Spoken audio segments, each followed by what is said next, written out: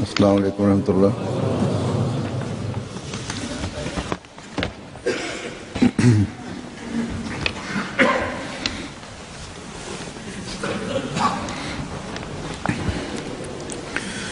अशहदु अल्ला इलाहा इल्लल्लाह वहदहु ला शरीका लहु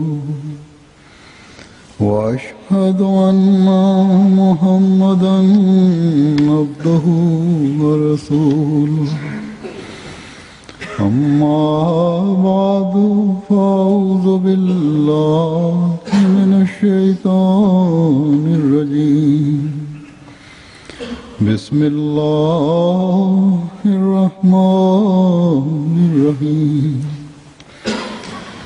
الحمد لله رب العالمين الرحمن الرحيم مالك يوم الدين إياك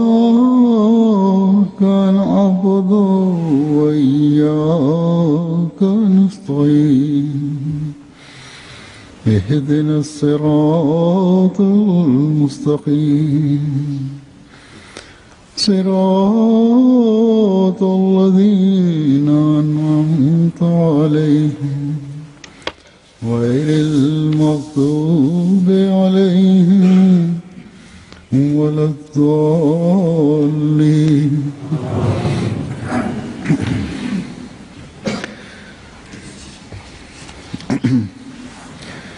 आज मैं फिर सहाबा मसीह मौद अलैहिस्सलाम के कुछ वाक़यात पेश करूँगा.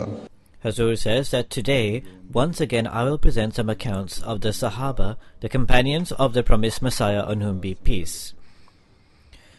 These accounts relate to the bravery and courage of the companions after they accepted the Ahmadiyyat. And this demonstrates to what depths they went to try and understand the Quran and the religion once they understood the religion and they accepted it.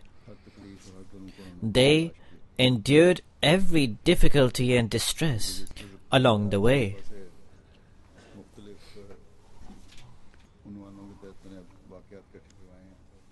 I have collected together various incidents from this register of the companions of the promised Messiah alayhi salam under various subject matters that I will present from time to time. Right now there are a few incidents that I will present that demonstrate their great bravery and courage.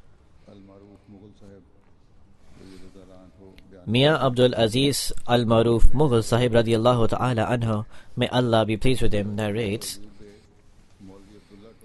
Ayub Beg and I went to the house of Maulvi Abdullah Tonki.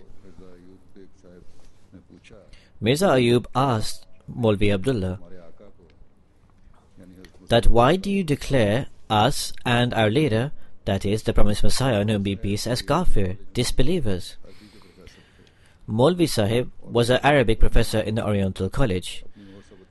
He had also placed his seal upon declaring us as disbelievers. In answer to the question of Mirza Ayub Sahib, he replied, this is because so-and-so Maulvi, for example, Maulvi Dastagir Kasuri, Maulvi Hussain Butalvi, Maulvi Nasir Hussain Delvi, and Maulvi Abdul Jabbar Ghaznavi have all given edicts regarding this, and this is why I have. So Mirza Yaqub Beg Sahib with great courage said to him, does that mean that if they are all going to hell, you will go along with them? He replied that I am mistaken. I have not read the books of the promised Messiah on whom be peace. Subsequently, both of us brought all the books of the promised Messiah on whom be peace that had been written by then, and we brought them to his house and said within a 3-month period study all these books. After 3 months we returned to him. However, he said, you are just children. Hazur says they were youngsters at the time, so he said that you are just children, you cannot comprehend at the moment. Mirza Ayub Beg Sahib said that I have passed my BA, I am educated. If you want to learn English, you can learn it from me. If the need ever arises for me to learn Arabic, I shall learn it from you. If in your view we are mere children, then children are not accountable for anything. Are you prepared to put this fact down in writing? Then we departed there. He says, we returned a third time.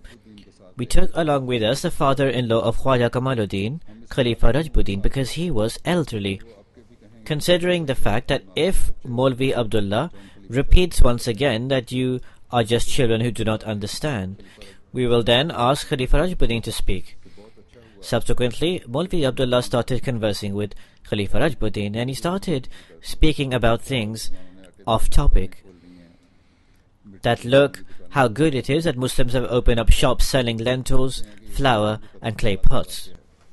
This incident occurred after the murder of Lake Ram. Ayub Beg then grabbed the hand of Maulvi Abdullah and said, on the day of divine judgment, I shall grab the hand of Maulvi Abdullah in exactly the same manner, and I shall proclaim that thrice we went to the house of Maulvi Abdullah, and he did not explain to us why we are kafirs or disbelievers. Maulvi Abdullah then replied that I do not care at all regarding this. Ayub Beg then responded that if you do not care for God, then I shall never extend salam or peace to you for my whole life. After this, Mirza Ayub Beg lived up to this pledge and never extended salam to him, and I also fulfilled this pledge. Huzur states that this audacity displayed by these so-called educated persons initiated from the time of the promised Messiah ﷺ and continues until today. They do not read our books, or they read only sections of our books, and without considering the context, they raise objections against the promised Messiah, on whom be peace. In fact, we find in the majority of the reports received from Arab countries that it is said that as the Maulvis of Pakistan have come to the consensus that Ahmadis are disbelievers, this is sufficient. There is no need to deliberate further upon this matter. Hence, this has occurred since the outset of Jamaat Ahmadiyya, and this continues even today. Hadrat Munshi Qazi Mahbub Alim Sahib relates that I did not attend school for a few days. 4 days later, I went to school. Mirza Rahmat Ali Sahib of Daska, who was an employee in the Anjuman Hayat-e-Islam, called me to him and said, where were you for the last 4 days? I responded to him clearly that I went to Qadian. Did you take the bet? He asked. I said, yes. He said, do not mention this to anyone. I am also an Ahmadi. I have also undertook the bet, the Pledge of Allegiance, but I do not relate this to anyone to save myself from being troubled by this. In response to this, he said, but I will not conceal this, no matter the consequences. Subsequently, I said to Maulvi Zainul Abidin Sahib, the nephew of Maulvi Ghulam Rasul Sahib, who was a teacher of Quran and Hadith, that I have converted to Ahmadiyyat. He was extremely displeased by this, and day by day he started becoming harsher and harsher to me, to the extent that he stated that whoever believes in Mirza is a denier of all prophets, and he would often declare that repent and cancel your bet, your Pledge of Allegiance.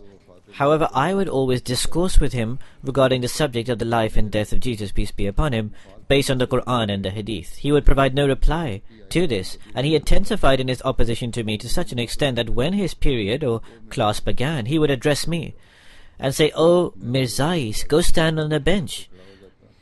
According to his instruction, I would stand upon the bench and say, "What have I done wrong?" He would say that it suffices that you are a Mirzai and a disbeliever.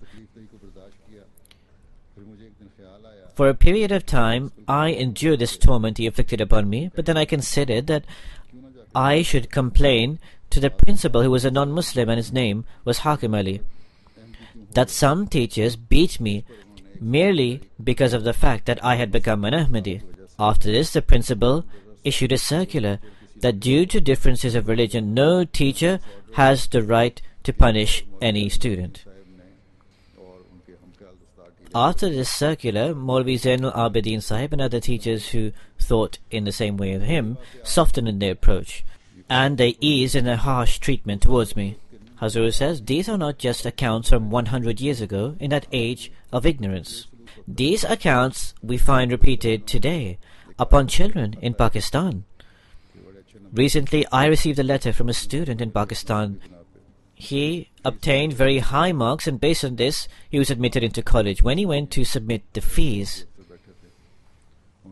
there were some officials sitting there from the administration who had found out somehow that he was an Ahmadi, and they asked him that, are you an Ahmadi? And he responded, yes, I am an Ahmadi. They replied that, take your money, your admittance is cancelled. We never want to see you again. If we do, we will break your legs. In the same vein, I recently received a letter from a female student who received very high marks and is excellent in her studies. However, now upon the new entry form of the board, which is computerized, one has to tick either Muslim or non-Muslim. Our children used to write Ahmadi on this form, but now there is no option for them to do this. This girl said that 2 or 3 times I ticked Muslim on the entry form, but she states that they said that if you do so, you must also sign this declaration of abuse against the promised Messiah, peace be upon him. She says if one does not do this, one's admittance is cancelled. Hazrat says, thus, this harsh treatment is being meted out today even to Ahmadi children who are decent, well-mannered and well-educated. In the incident I mentioned previously, the principal to some degree acted justly, and the hardship upon the Ahmadi student lessened. But in the current time, under the law of the government, the heights of injustices are being carried out upon Ahmadis. There are numerous other Ahmadi children who are being affected in this way. Nonetheless, this oppression continues. But alongside this, with the grace of Almighty Allah, the faith of these youngsters continues to strengthen. Hazrat Meher Ghulam Hasan Sahib narrates the account of his birth, his pledge of allegiance. He says, Maulvi Faizdeen Sahib and I were sitting together when a person called Rahim Baksh Sahib, who was a tailor by profession, came to us and said, Maulvi Sahib, today I am extremely distressed. I inquired why this was the case, and he responded that Hamid Shah, an angelic-like person and a man of God, and who is praised by everyone, Hindus and Muslims alike, has today carried out a major error. He said to his uncle Umar Shah that, uncle, what is your view regarding Ibn Maryam, that is the son of Mary? He replied that it is my belief that he is alive in the heavens, and in a certain era he will return for the reformation of the Muslims. Shah Sahib said, uncle, from today you can no longer be my imam or leader, because this thought is idolatrous, to believe a person to be everlasting and immortal. Secondly, this concept is insulting to our guide and leader, the chief of all creation, peace and blessings of Allah be upon him, that he is buried in the earth, and Hazrat Jesus, peace be upon him, is lifted to the heavens. Umar Shah responded to this that, son, you can be the imam and I will stand behind you. Hearing this, immediately I said that, Maulvi Sahib, I have accepted that the Messiah, that is Jesus, has passed away. If the Messiah, Jesus, remains alive, this impacts Tawheed, the concept of the oneness of God. Do not consider me to be an Ahmadi. I am not yet an Ahmadi, but this belief of Mirza Sahib is absolutely true. I can never tolerate that the Holy Prophet ﷺ is insulted in any way. Maulvi Sahib put his hand in front of my mouth. I said, Maulvi Sahib, why are you stopping me? He said that if you believe the Messiah, that is Jesus, to pass away, why do you need to act so passionately regarding it? Indeed, you may believe in it, but remain quiet. He said, Maulvi Sahib, as soon as I depart from this mosque, I will announce and proclaim to the people that if Jesus, peace be upon him, is alive in the heavens, then this is an insult to the Holy Prophet, peace and blessings of Allah be upon him. I cannot tolerate this. As soon as I departed from there, I tried to explain all of this to my father and also my elder brother Ghulam Hussain, who is the Amir Jamaat of Arif Wallah, who was not an Ahmadi at that time. He became enraged and furious upon hearing all of this and called me Dajjal, the Antichrist, and also a curse, etc. I realized that I will be attacked by the Maulvis tomorrow. I called the Ahmadi who had previously prevented from coming to the mosque at night through a servant. Hazur states that at this time the narrator had not yet become an Ahmadi, but he is presenting his beliefs. So the narrator continues that after expressing my beliefs, I consider that I have already been scolded by my brother and my parents. Now the Maulvis will also come after me. I called that Ahmadi who I had previously ejected from the mosque, and I inquired from him that has Mirza Sahib provided any evidence for the death of the Messiah, or has he just said it without any arguments? He responded that Mirza Sahib has provided 30 verses. Astonished, I said that we read the Quran day and night, yet we are not aware of these verses. Provide me with just one verse supporting this view. He read the verse from part 7 of the Holy Quran that reads, فَلَمَّا تَوَفَّيْتَنِي. I said, now I am reassured. Now no Maulvi will be able to challenge me or compete with me. At Fajr time, Maulvi Ghulam Hussain Sahib, Maulvi Faizdeen Sahib, and 2 or 3 other people came with my brother. I was standing at the door of the mosque when they reached. Maulvi Ghulam Hassan said that, why have you become an enemy of the Messiah? I said, what enmity have I displayed? He said that your brother said that you now believe in the concept of the death of the Messiah. So I said, Maulvi Sahib, what should be done? The Messiah admits to his death himself. Your example is of one who believes he knows more than the witness himself. Maulvi Sahib replied, where is this written? That the Messiah has admitted himself that he has died. I said, in the Quran. He then replied, which Quran? The Quran made by Mirza Sahib? I replied, Maulvi Sahib, speak sensibly. You are attacking God, because it is God who has said, no one can bring anything equal to this Quran, yet you state that Mirza Sahib has made a Quran. Come into your senses. He responded, where is this written? I read the verse from the 7th part of the Holy Quran. So they said to him that we provide you with a method to go forward with, that do not even speak with these faithless people, that is the Ahmadis. This is the only way you can be saved. In fact, do not even make eye contact with them. If you make eye contact with them, even then it will affect you. So remember both these methods and you will be saved. I responded, this is how truth takes effect. The method that you are explaining to me is a sign of truth. Maulvi Sahib then left. My brother, who was opposed to me, left to Nairobi.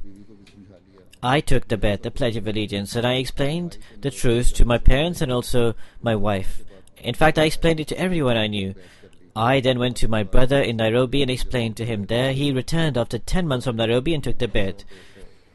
So he says at the time of writing this narration that Alhamdulillah, in our area, 100 to 150 people have now converted to Ahmadiyyat. Hazur says, this is exactly what is said to people today that do not speak to Ahmadis or even make eye contact with them. And this is not only true today, 1400 years before. This is what was said when the Holy Prophet, peace and blessings of Allah be upon him, made his claim. We find the well-known incident of Hadrat Tufail bin Amr, may Allah be pleased with him. He says, when I entered Makkah, the Quraysh said to me, you are a respected chief and a wise poet. As you have come to our nation, we would like to inform you that here someone has made a claim, causing divisions amongst us, and causing us to become scattered. There is magic in his words, through which father, brothers, and wives and husbands all become separated. We are afraid that if you listen to what he has to say, your nation will face the same fate as ours. So therefore, do not speak to this person and do not listen to what he has to say. They stress this point to such an extent, that is, the disbelievers, that I decided that I would not listen to anything the Holy Prophet ﷺ would say. When I went to the Khana Kaaba, I put cotton in my ear. I was so fearful of listening to anything the Prophet had to say. The Holy Prophet ﷺ was engaged in his prayer at the Khana Kaaba. I stood beside him. However, it was the decree of God Almighty that I happened to hear something he had to say, which I liked.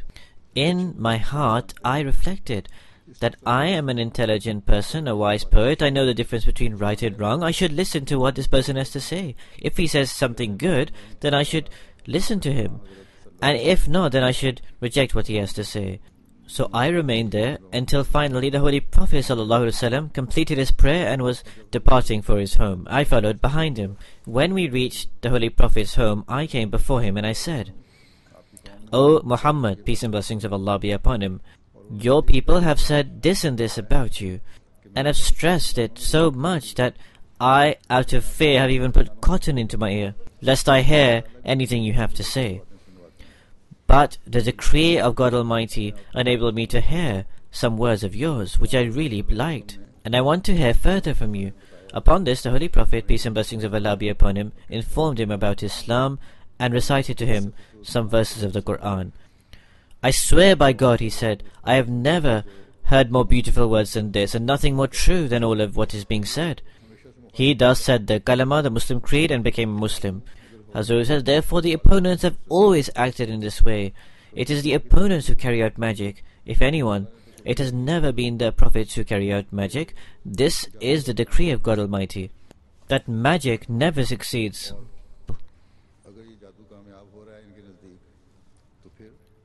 And if in their view magic is successfully working, then according to the Quranic viewpoint, this is not really magic, but this is the truth which these people should accept.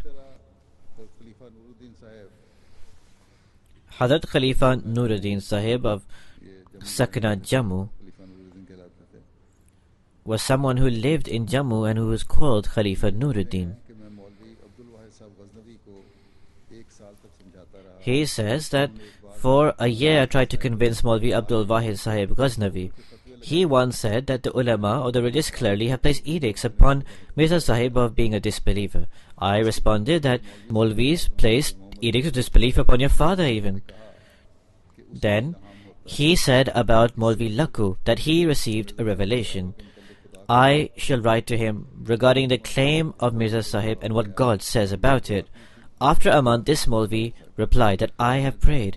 Hazur says, now listen to the reply of the Maulvi, who said, I pray to God, and God provided me with a reply that Mirza Sahib is a kafir, a disbeliever. I was away for work in Badrawab, but when I returned to Jammu, the letter was shown to me. I said that the God who provided this revelation is, God forbid, a cowardly God, who on the one hand calls Mirza Sahib a disbeliever, and on the other hand he calls him Sahib, that is respected. This was a point he also mentioned, that on the one hand he is saying Mirza Sahib kafir, that God is saying he is a kafir, disbeliever, and then he is saying the word Sahib, which is a word of respect. And he says that how can one rely or have confidence in the revelation of such a God? So he picked out such flaws from his statement. Hakim Abdul Samad Khan Sahib, son of Abdul Ghani Sahib, was of Delhi.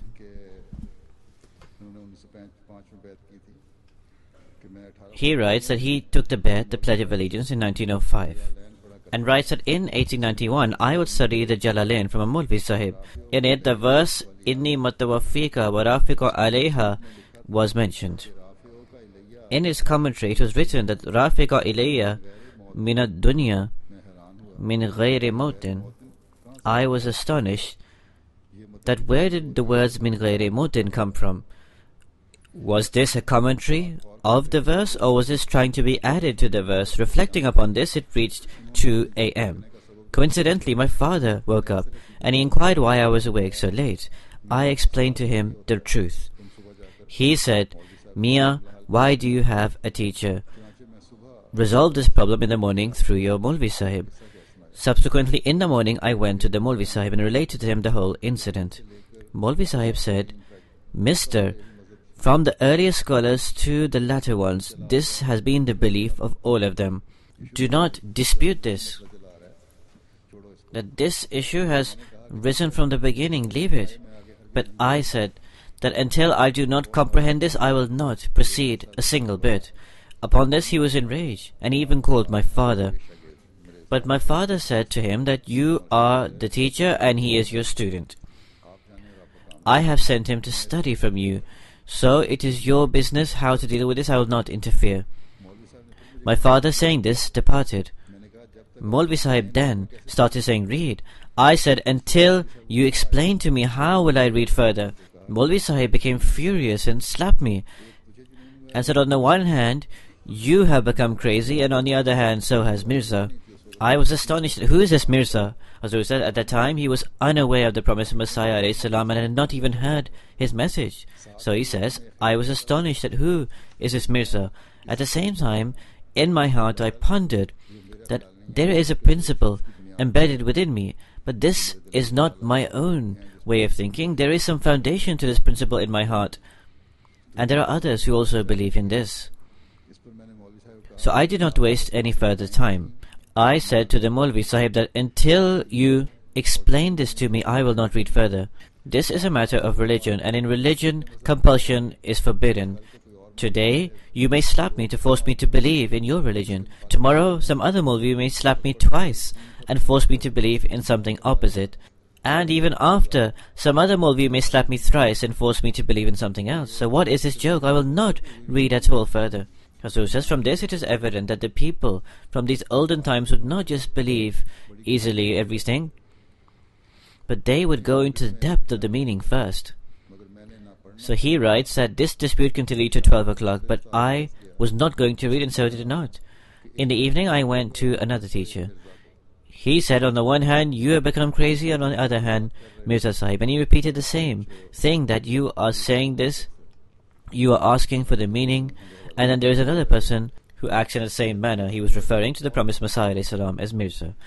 He wrote that my heart strengthened further, that what I am saying was not weak. I went to the third teacher, Maulvi Abdul Wahab. He said this is a major dispute, and there is a claimant regarding this who says that Jesus, peace be upon him, has passed away. And he says that Isa, or Jesus, that people are awaiting is him. So I responded that I have understood the first aspect but have not come to know or learn of the latter. I went to Punjab. I stayed there for 22 days. There is one of his followers, Maulana Nuruddin. There is no equal to him in wisdom, and I have heard his religious lectures. Major Maulvis cannot compete with him. He did not mention his bet, because this Maulvi Sahib had taken the bet, but he did not mention it in front of this youngster, because he was afraid of opposition. He said to me that do not speak loud. Maulvi Abdul Ghaffur Sahib will hear, because he was another non-Ahmadi Maulvi who was also amongst them sitting. So I said, I do not care at all. How can I stop from expressing the truth? Subsequently, whilst continuing studying, it reached 1905. He said, I continued my education and the year 1905 approached. Hazrat Sahib went to Delhi and stayed in the large house of Alif Khan Sahib, Sahib Ali. Thousands of people went to see him, and I also went to see the promised Messiah ﷺ. I went with the opposing Maulvis, amongst whom were mainly students. Our leader was Maulvi Mushtaq Ali. He started raising some objections against the promised Messiah ﷺ. Upon this, the promised Messiah ﷺ replied that, wait.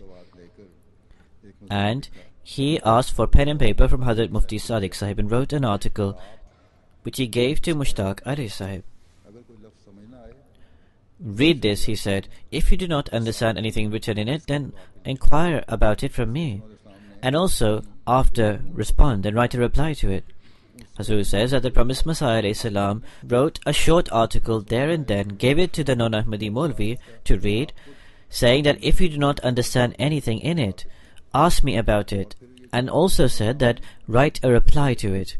The promised Messiah ﷺ then said, that is to the non-Ahmadi Maulvi, that first read out my article out loud yourself, then read out your own reply.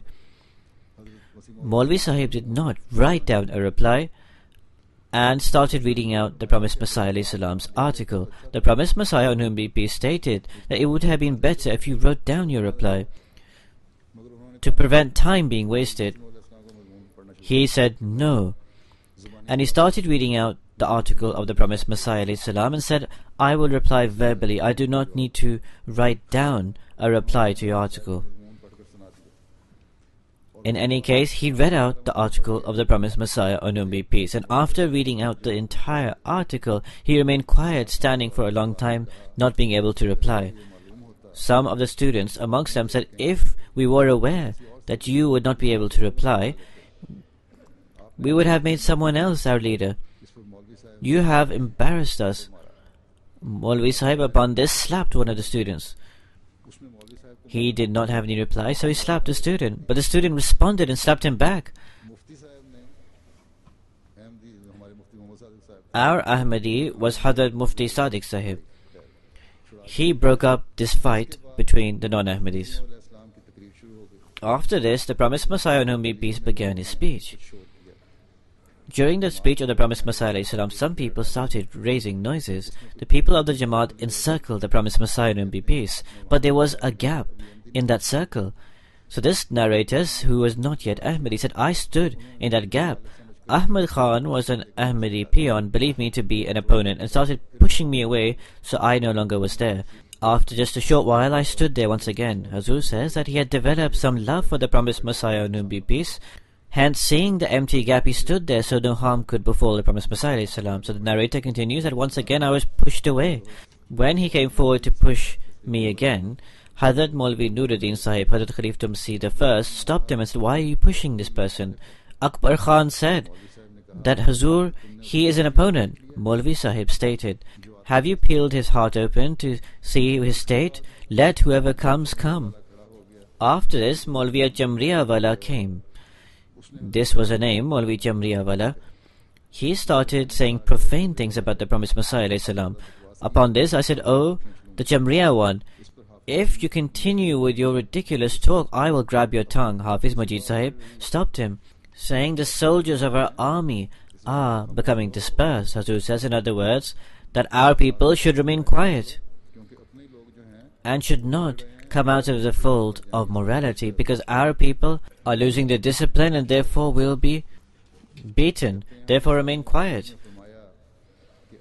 He says, Hazrat Sahib said in the speech that God Almighty sent me as the Promised Messiah and Imam Mahdi, and that those who due to a lack of knowledge cannot decide about my truth should pray most profusely the prayer which Allah the Almighty has included in the 5 daily prayers. Ihdina as-sirat al-mustaqim, sirat al-lazina an'amta alayhim. Guide us in the straight path, the path of those on whom Thou hast bestowed Thy blessings.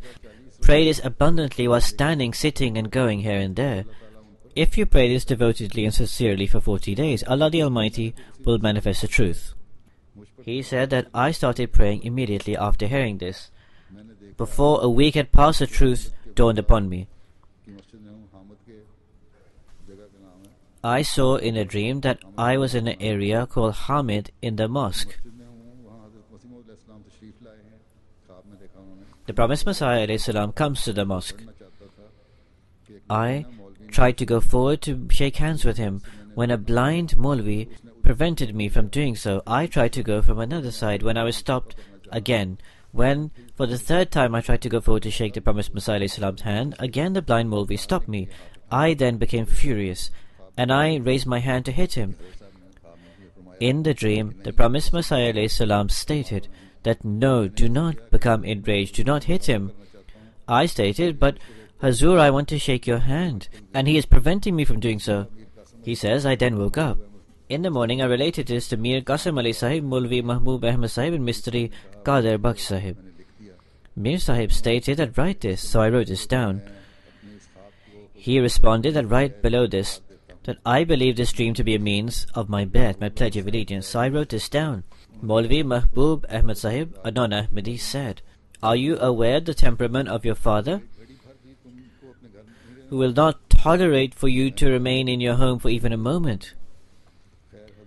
I do not care at all about this, he responded. Then the promised Messiah ﷺ accepted my bed, my pledge of allegiance, and he wrote to me that I accept your bed. And even if the abuse you face is equal to a mountain, do not raise your eyes to face that person. In other words, however much you are abused, do not respond. He says, now I come towards the actual matter of the incident. After the speech of the promised Messiah, on whom be peace, Hazrat Maulvi Nuruddin Sahib, Khalifa Masih I, delivered a speech. After his speech, I shook his hand. Maulvi Sahib stated, Mister, have you read anything of religious studies?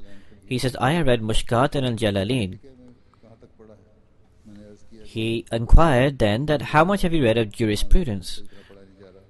He responded that I have read Quduri, and Hazur says there is another name which cannot be clearly read. These accounts have all been written by hand, because of which some of the handwriting cannot be read. The account continues that he inquired that how much have you read of Mantak? He says, I have read some small leaflets. I then met Hazrat Sahib. When I returned, Maulvi Abdul Hakim Sahib stated that peel your hand with a certain instrument. Hazur says there is a small instrument through which leather is peeled by cobblers and those who work with shoes. So he said, because you have shook hands with Mirza Sahib, the only way you can clean your hands is to peel the skin off, otherwise it cannot be cleaned. God forbid, he said, because you have shook hands with Mirza Sahib. In any case, he took the bed, the pledge of allegiance, after. There is Hafiz Ghulam Rasul Wazirabadi who writes an account.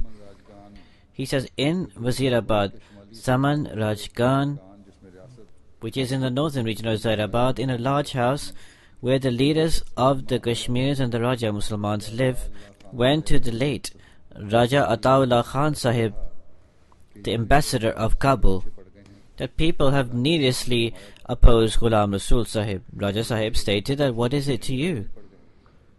This person had become an Ahmadi, so people have needlessly opposed that person. Call Hafiz Sahib, he said, and let him declare that he believes in the Rafa, or the ascension of Jesus, peace be upon him, as is mentioned in the Quran, and that he believes in the Nuzul-e-Masih, the descent of the Messiah, as is said in the Hadith. Therefore it was announced in the city, and all the sects of the Muslims gathered in their thousands. I had already figured out what I was going to state. Hazur says he had already become an Ahmadi, this Ghulam Rasul Sahib, the narrator of Wazirabad. So he continued that I had figured out what I wanted to say, and I was also where no one would be able to understand what I was saying, because I would indicate certain things. There was only one person, Sultan Ali Sahib, who was someone of my family. If anyone would find out what I was saying, it was him. So when I reached to the place, Raja Sahib stated, Musamma Allah Wale has said that Hafiz Sahib believes in the Messiah's ascension and descension. Is this true?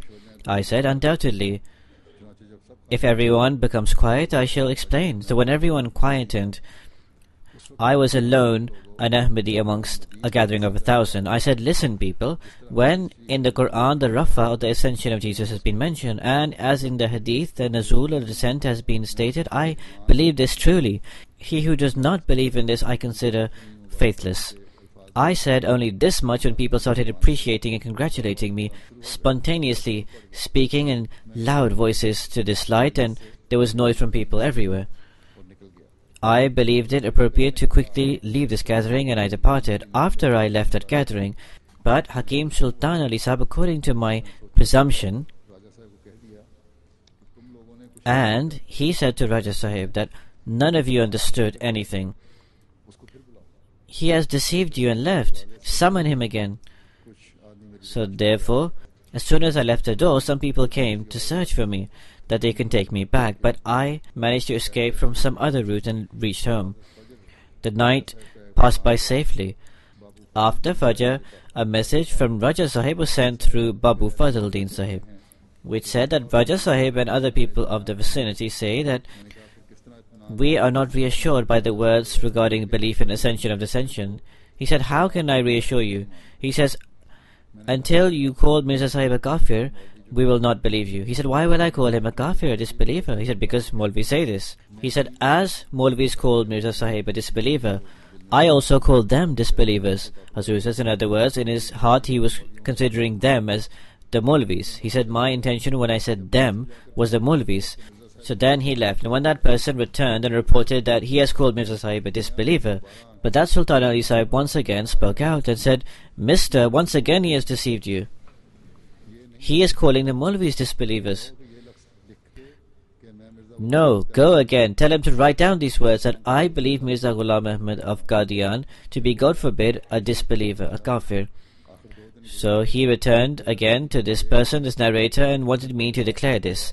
2 days later, I was emboldened, and I said clearly, whatever I said is true. That is, he who calls Mirza Sahib a disbeliever, I consider them to be disbelievers. So they became frustrated. Al-yawma ya'isa alladhina kafaru min dinikum fala takshawhum. This was a verse of the Holy Quran written here, which meant, those people who became disbelievers today have become frustrated of your faith. Do not fear them. Instead, God says, fear me. So he says, then cases started being raised against me, to the extent that those who I had never expected to lie made completely false statements in order to inflict harm upon me in the courts. But I did not care for them at all, nor do I at present. In short, I related this incident to the Promised Messiah ﷺ, that when I said that I consider those who consider the Promised Messiah as disbelievers themselves, the Promised Messiah ﷺ laughed abundantly.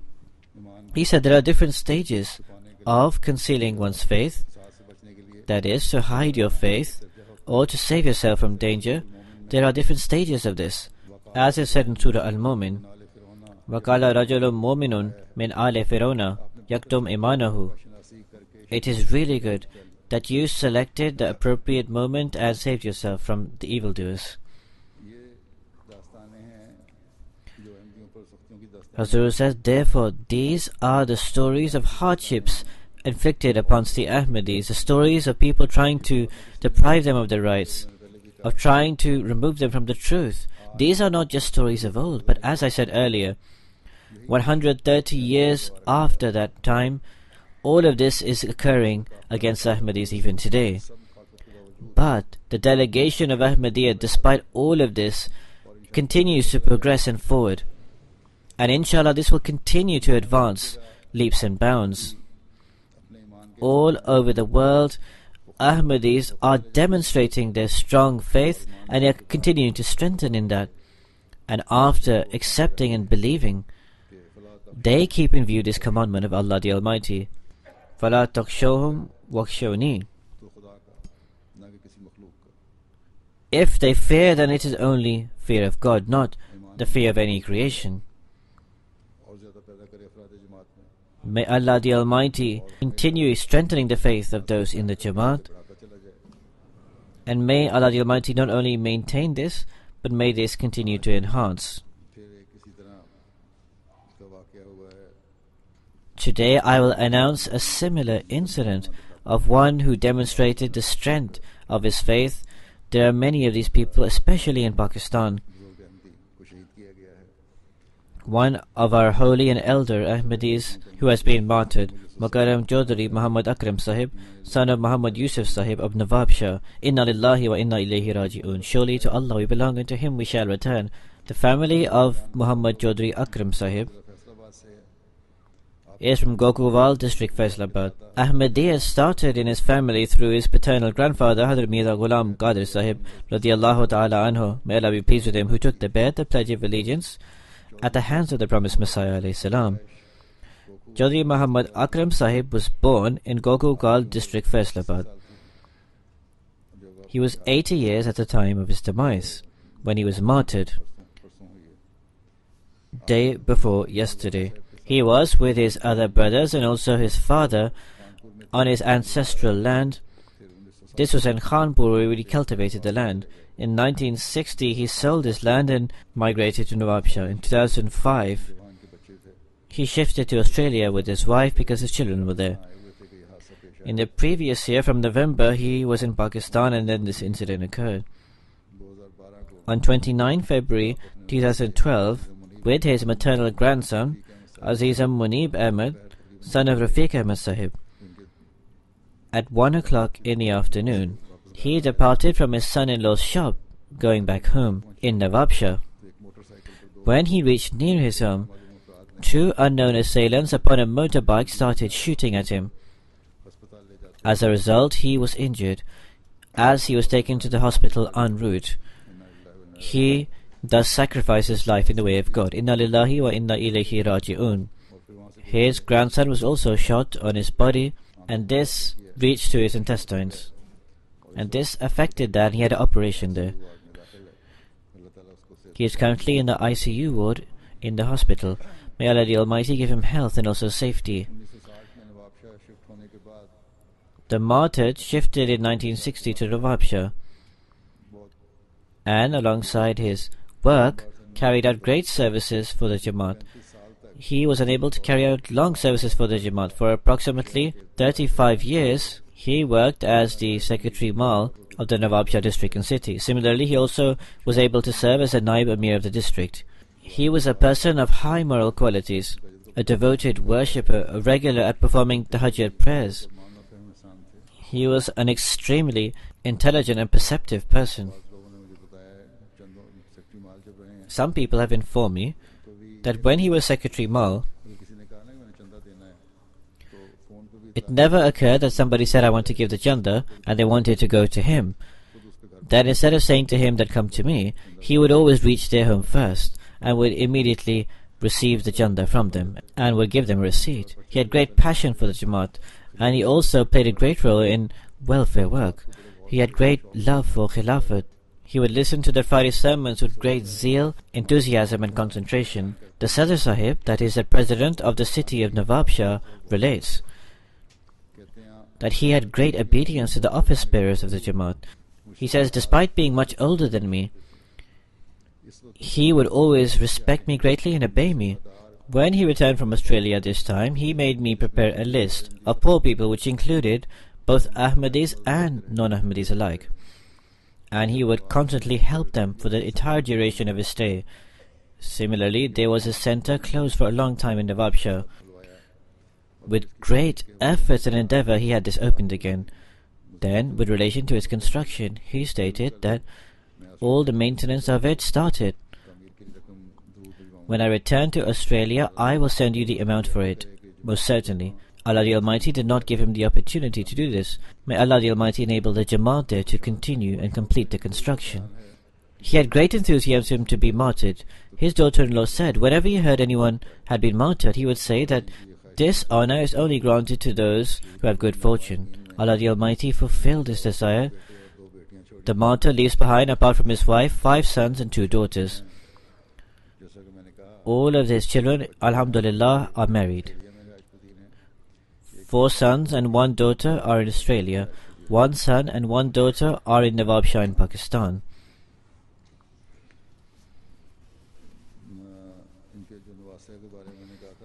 I mentioned about his maternal grandson, Aziza Munib Ahmed Sahib. He is 18 or 19 years old and a student of the 2nd year. May Allah the Almighty grant him full recovery. After the Friday prayers, I will lead the funeral prayers and abstention of Akram Sahib.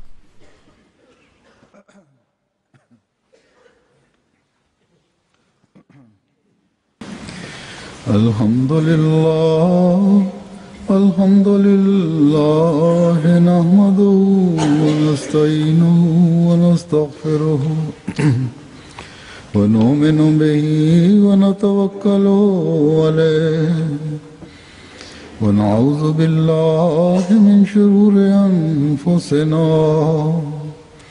wa min sayyiati a'malina. من يهده الله فلا مضل له ومن يضلل فلا هادي له ونشهد أن لا إله إلا الله ونشهد أن محمدا عبده ورسوله عباد الله رحمكم الله إن الله يأمر بالعدل والإحسان وإيتاء ذي القربى وينهى عن الفحشاء والمنكر والبغي يعظكم لعلكم تذكرون اذكروا الله يذكركم وادعوه يستجب لكم ولذكر الله أكبر.